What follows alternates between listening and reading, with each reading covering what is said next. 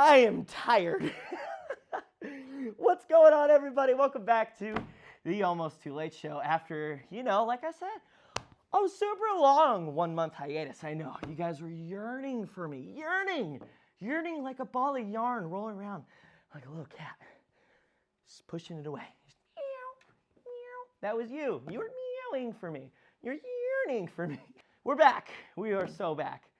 It looks a little different, and that's good because the 1 month hiatus, I really learned a lot about myself, and I learned so many things, all the things about myself. Some things good, some things bad, but took a long stroll through tons of meditation work. I climbed mountains, really, really tall mountains. Tried to lick lollipops. And I swam with the turtles. No snorkel. Think I need one of those? I'm a superhuman. I can breathe underwater. Shouldn't have said that. This is our show. This is what you sign up for, and this is what I like. What have I been up to the past month? Why didn't you do a June show, Kyle? Why did you skip June? Do you hate June? No, I don't hate June, but thank you for asking and just assuming. Thank you. If you did. If you didn't, sorry I put those words in your mouth. I apologize. My bad. Anyways, simmer down. Who's Fraba? That's right. You're a good boy. You do good things. Anyways, where have I been the last month? Well, June has been probably the busiest month of my life as I do so many things outside of this. This I love so much, but I just do so little of it, but I want to do more. And I do this whenever I can. But I really appreciate you sticking around and watching this because I love this. It's a passion project. And my table's crooked, and I'm sorry for those. That looks pretty good. It's on wheels. I can do whatever I want. Woo! Look at that. I'm getting closer. If you can't tell, I don't have anybody in the studio. It's just me. Because one of my good friends, Nick Poprocky, is in the studio today. And he's going to be playing some songs because he's releasing an album tomorrow. Stick around to hear a little bit more about that because he's a good friend of mine and he makes incredible music. So please give that a listen. Like I said, it comes out tomorrow, so check it out, unless you're watching this in the future. I have been spending a lot of my time over at Highmark Stadium, not in Buffalo, but here in Pittsburgh, Pennsylvania, where I am the on-field MC for the Pittsburgh Riverhounds and Thunderbirds, and I also help out a little bit with the Pittsburgh Riveters. They have all been great seasons. It's been awesome, and but there's been a game every single weekend. My full-time job at Point Park. Things start to stack up like a bunch of pancakes that you never want to eat, but there's so much syrup, and you just go. Think about that in your dreams. Maybe not. You know what? Sorry I did that too. Maybe don't think about it. You know what? I want you to think about it. Can we rewind that? But we're doing this really cool thing, and it's a new segment that I would like to bring not only to the Riverhounds, but I would also love to start incorporating it here at the Almost Too Late show because it's something that I do, and why not cross-promote something that you do? Is it a shameful or a shameless plug or a shameful plug to cross-promote yourself? I don't know. We're going to find out in the comments. Let me know below what you think after you like and subscribe. That's right. I said those words. Check this out because it was Dollar Beer Night a few nights ago, and it was great. I went around, asked some trivia, did some putts. It was also Pittsburgh night, and I threw together a little package with a new segment over at the Riverhounds in Highmark Stadium and here at the Almost Too Late show that I like to call Kicking It with Kyle. It's Dollar Beer Night here at Highmark Stadium, and drinks are on me. But we're gonna put the Hounds fans to the test, matching their wits. I got some dollar bills, and we're gonna be giving out some dollar bills, but only if they can do what they need to get it. Let's do it and see how they go. Let's go.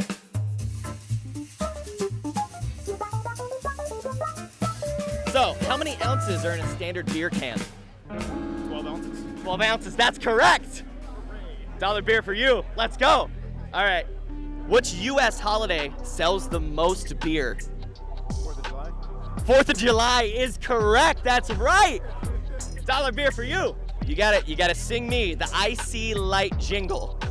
Beats me, I don't know it. No!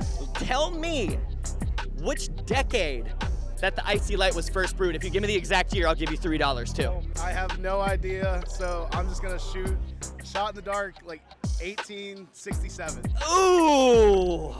I hate to tell you, you're real far off. One of you two can sing me the Icy Light jingle. Can't even think of it. Can't even think of it. What about you? No. Nothing at all. Which Pittsburgh neighborhood is most associated with Icy Light's roots? We can phone a friend. We can phone a friend. Troy Hill. That is incorrect. It's incorrect. Is it Torrendum, because that's where they take the water? It's close. Not Torrendum. No, no, no. Creighton. Creighton. Nope. Not Creighton. Armor. Armor. Nope. Not that. They ain't gonna get it. They ain't gonna get it. Anybody? $1. $1. One free beer. If you can just hum, sing, say, or even make up any type of Icy Light jingle, I'll get you $1 right here, right now. I love Icy Light. It's the best beer for me. You're the one. I'm gonna give you $2 for you and your friend. There's your $2 right there. There they are. There they are. Again, so remember, it's Pittsburgh night here. I got my own personal golf clubs. I got some golf balls in here, and if I can find it, we got some golf balls here. There we go. Let's go. One putt, one shot, one opportunity. Here we go. Oh! $1 on the line. Let's go. Let's go. Here it is. Oh! Oh, that was bad. Here, take another one. Open it up just a little bit. I want a winner. I want a winner. There's the club. There's the ball. For the $1. For the beer. Are we here? Let's go. Oh! Redemption. Let's go! Hey! Let's go! I get you the 2. Congratulations. Enjoy that $1 beer. I got 7 questions for the beers. First one to 3 gets all 7. Gets all $7. However you guys want to use it, that's up to you. Is it about soccer? It's about beer. It's about everything. It's about everything. All right. Here we go. Question number 1.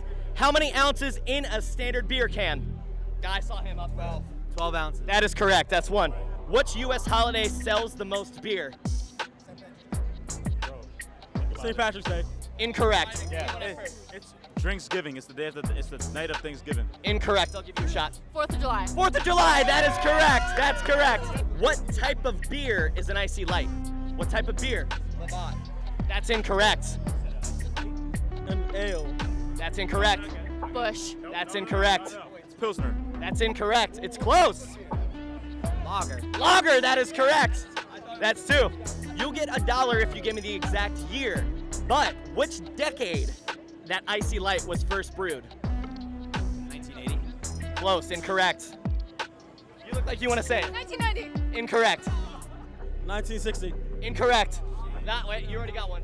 1996. Incorrect. 1970. 1970.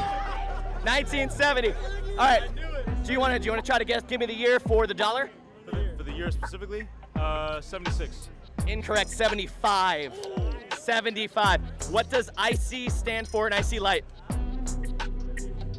Ice cold. That's such a great answer. It's cool.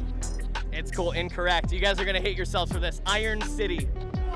Iron City. That's tough. That's tough. Oh, you're not from here.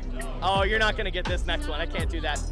All right, we're gonna skip this one. You are up 2, but this is my last question that I have. So this is an all-in wins. All-in wins here. All-in wins. Which country invented beer?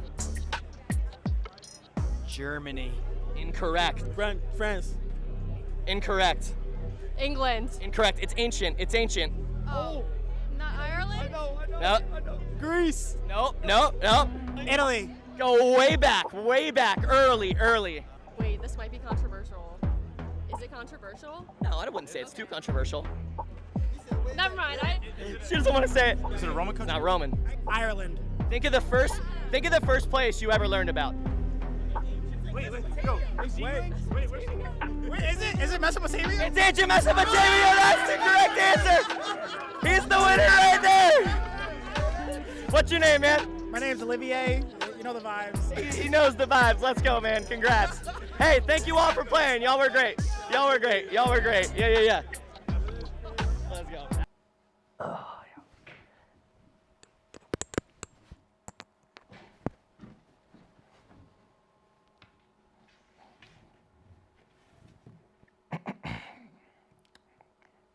that was Kicking It with Kyle. And to further along this episode and the show and the integrity of not only myself, but what you have just witnessed, to compensate for those seconds that you have lost and will never, ever be able to get back due to the things that I have done for you, I'd like to move on. Stick around, because right after this super quick commercial break that is totally not sponsored by Apples, we got Nick Poprocky coming up. So stick around for Nick Poprocky. We'll be right back after these apples.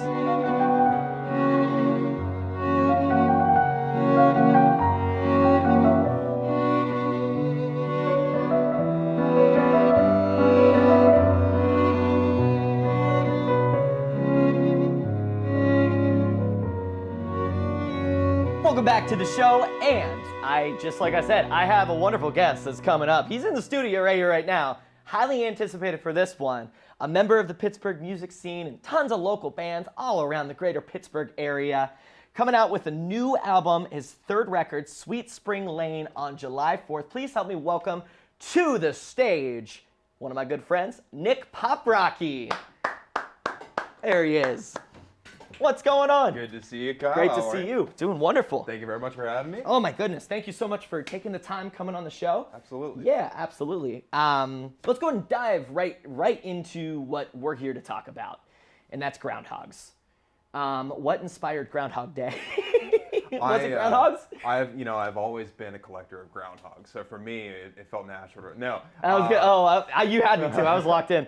Well, you know what? Gonna pull up some pics. Absolutely, yeah. We'll go to the Instagram deep dive later. Yeah. For me, it's always been a process when I'm writing music to be, as systematic as I can and really be organic with my thoughts.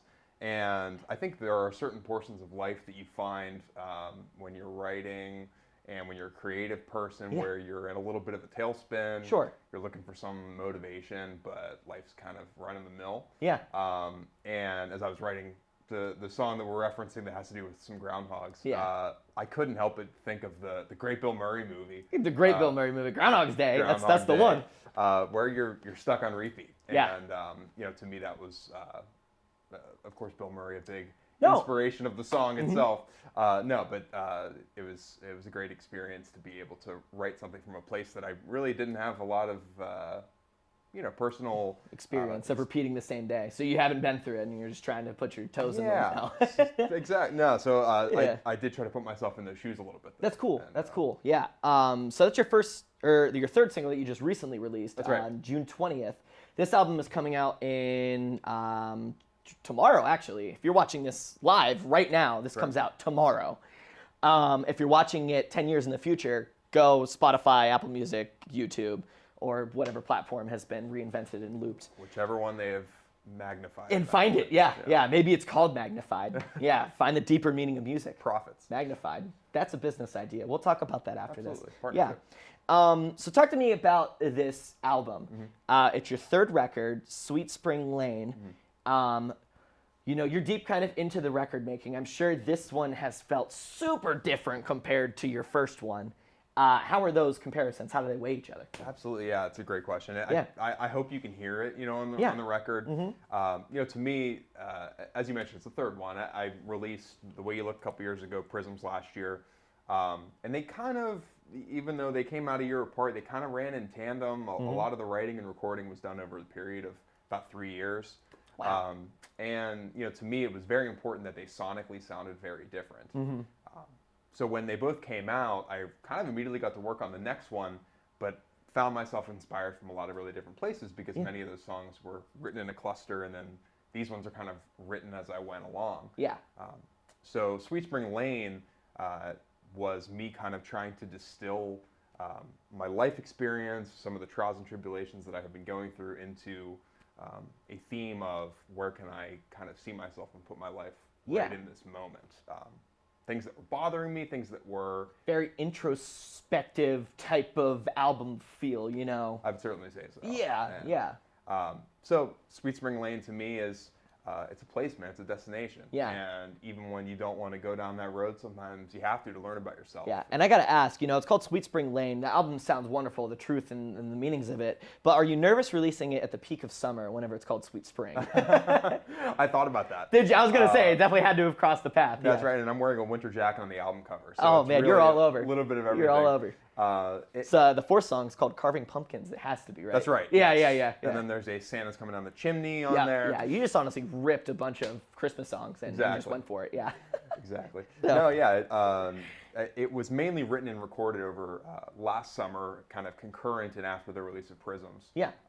And on purpose, you know, sonically very different. And like you mentioned, more introspective on the lyrics, more stripped back. So is this your first time kind of like diving more into, I mean, obviously your other albums had more meaning into the lyrics, but, you know, whenever I was kind of going through Prisms, which you should check out Prisms as well, it was more of, the music was more of the vibe. It was more of that 80s synth feel, you know. It was more, you could kind of turn your ears off to the lyrics and just kind of have fun with it.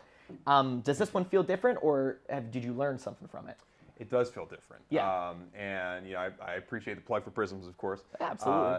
That album was so much fun to make. Yeah. And even though some of the subject matter was pretty serious, I think the nature of that caused me to maybe think about layering some instrumentation over top and some creativity that allowed it to, like you said, you can have fun with it even if what I'm singing is pretty personal to me. Yeah. And what I really wanted to do this time was just be honest and be out there in the open. Yeah. And to mainly just have an acoustic guitar and some piano, some harmonica. It felt like me really being as transparent as I could be. I like that. Last time I was honest and open out there in the public, I did get a little arrested. And it happens. It does. To the best of us. To the worst of us sometimes, too. To both. Yeah. Let's talk about your bands and these collaborations and these different scenes and artists that you work with in the greater Pittsburgh area. Have there ever been any shows that really stuck out to you, or ones that you just missed and were kind of sad you didn't get it? Yes to both. Yeah. Every show I've ever not played, I'm still angry about. I've been in a band since essentially the middle of my high school years, which now at this point is a scary amount of time. Yeah, we don't. That's why do you see a calculator here? We don't do calculators. We don't do math. We don't do math. It called Phased Out, where it was the first time I ever picked up a bass, really, was because my great friend Tom Frank, who I still collaborate with and is very present on Sweet Spring Lane on several songs, essentially said, we don't have space for a guitar player, but if you want to play bass. So I picked one up, and we made an album that Tom produced in 2017. We still play some shows.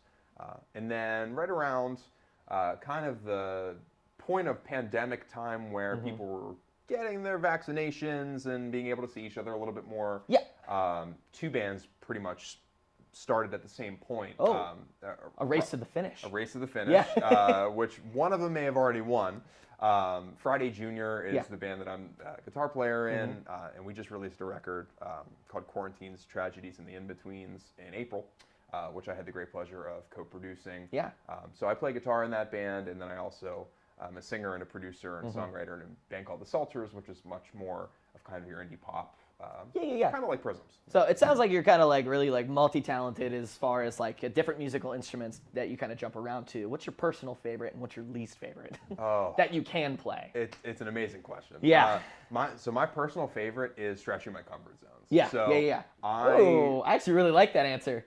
Thank you. That's good. Yeah. I think most people know me as a guitar guy. Yeah. That's what I always started with and kind of immediately gravitate towards. But you know, I don't always naturally want to just rip out the Stratocaster and start playing solos. Yeah, just running the Stratocaster. Yeah. It's good. I think like I mentioned, pushing the comfort zones is where the creativity comes. Yeah. And especially when you're collaborating with other people, we have some great. You just learn so much more from like understanding how other people kind of find their rhythm, and You do. Yeah.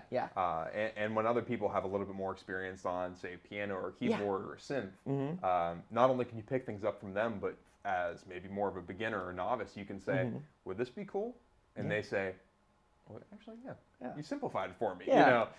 So that kind of bounce back and forth. Yeah. To me, that's the most fun part. Yeah. So what about the polar opposite? What's the one that you don't like? You're kind of looking away from. Well, to me, I know there's a lot. Like instruments are fun to play, so it's tough. They're fun to play. I'm not a good enough drummer where I could play live. Okay. All right. So it's a little bit of a sour spot on the apple for me. I would like to be better at it. Gotcha. But if I were like, I had a drum set right here and said, "Come on, let's go ahead," and you'd. The audience would be miserable. Oh no. Which sometimes can be fun. Well, the audience are already miserable right now. Listen to them right now. Yeah, there's a lot of snoring going on. Yeah. It's just dead air. But I don't blame myself for that. No. Yeah. I blame myself for that. You know what? As you should. Yeah. This is all my fault. So this is produced by Seltzer Records, something that you had created. Talk to me about that. What's the foundation of that? How did you get that started and rolling? Absolutely. And how is it now? Yeah, so I've been working with a couple different kind of mentors when it comes to the production side of music over the last few years. And even though I've been an instrumentalist for almost 15 years now, the side of making music that's palatable for people to put in their AirPods, that's a lot different of a story, as we talked about sound mixing backstage. Correct, yeah. So that's the whole thing. It's a whole can of worms. Yes, it's a very big can of worms. Big can of worms. Some good, some bad. Yes. Yeah. And so in that period of time, and when the bands were kind of all picking up at the same period, I have an older brother named Vincent. I also have a younger brother named Lewis. They're both guitar players and great instrumentalists in their own end.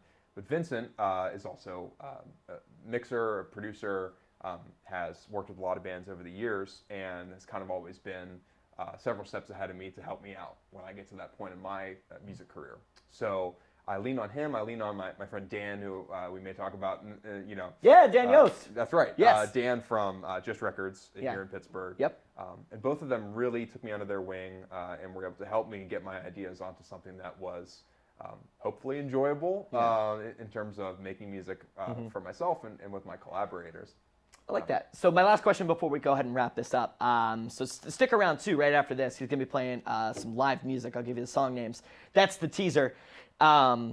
Whenever you are in the idea bubble of a song, does the music come first? Does the lyrics come first? Or is it kind of sporadic? Or does the whole thing just crash at you like a wave and it's just like, I gotta go?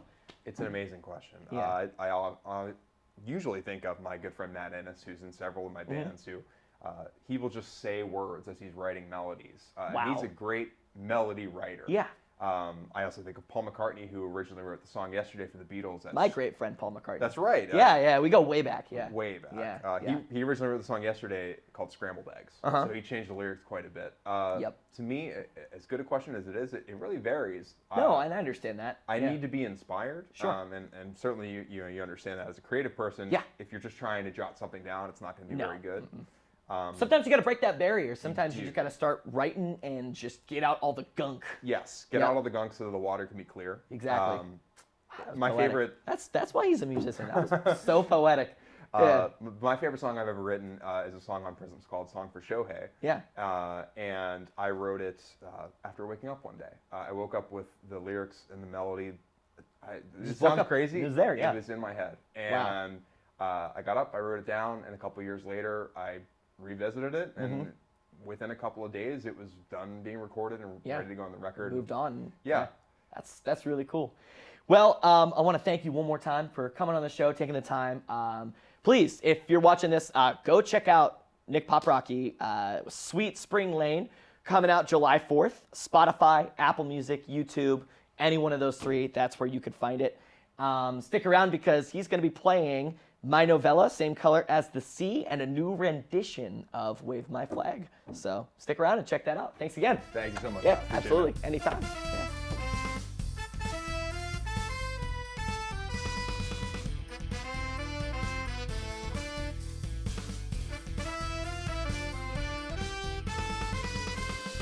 And welcome back. It is now time for Novella from Nick Poprocky. My novella, my novella, you ought to know why I'm drinking without you. Everything is around you.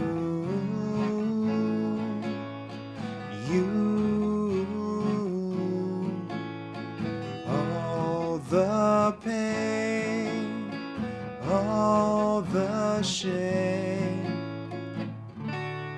You ain't nothing without this sea, and you know that.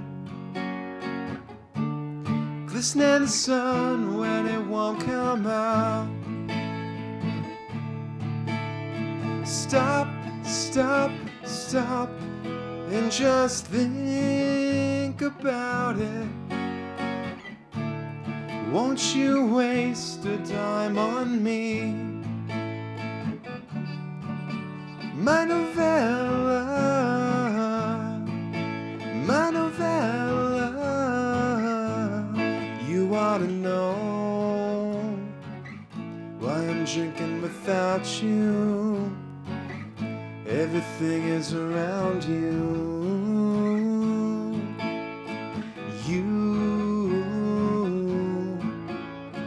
All the pain, all the shame. Bring back the wave, the same blue as the dreaded year. All I want is a friend right here. He scares you with no doubt, so we take the poison out. All you need is a friend right now.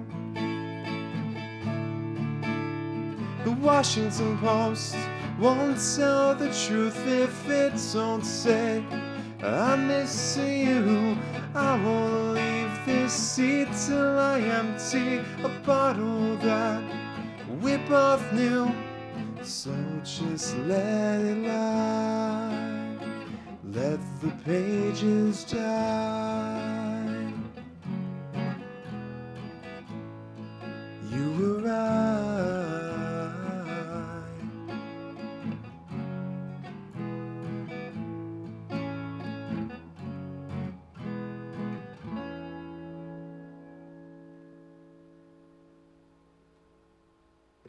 Thank you.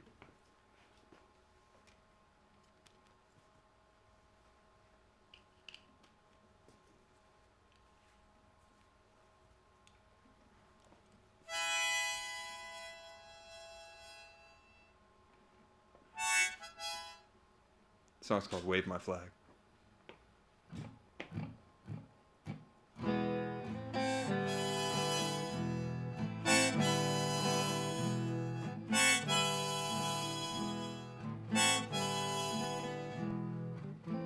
Suffocate your flame and throw it out. Massive baggage in your tiny hands. Humiliate yourself to leave no doubt. Fell out of favor and you will again. There's nothing more we need to see. Not the way you hoped you feel like. I would rather wave my flag to the one who's fighting for me. So tell us how you sleep at night, with empty lies and violence on your plate. Leaders run from you with spitting spite. For you we were always great.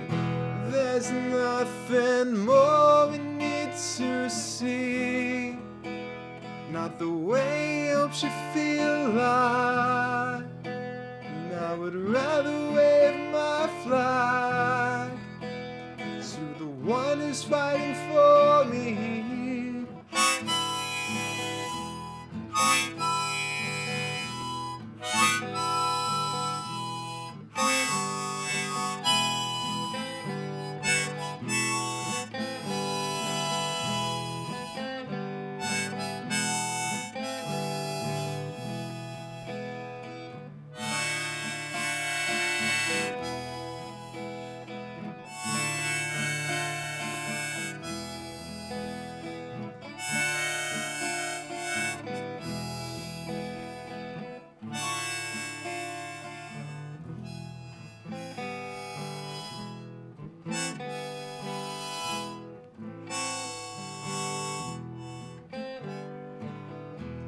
There's nothing more we need to see.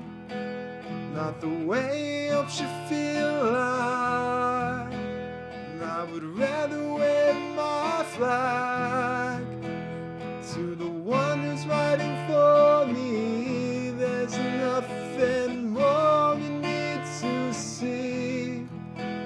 Not the way it helps you feel alive. I would rather wave my flag to the one who's fighting for me.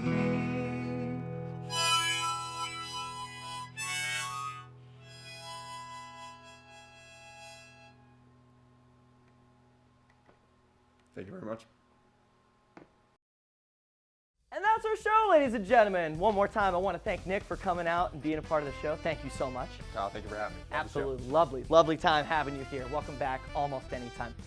I want to go ahead and thank Point Park and the CMI and the studio and for media innovation. Thank you so much for letting us use the space. It's wonderful here. Love it. Thank you for Point Park House Production for really hooking us up. And thank you all for watching and continuing with whatever comes next. So with that being said, I'm your host, Kyle Archer, and this is the Almost Too Late Show. See you next time. Let's go.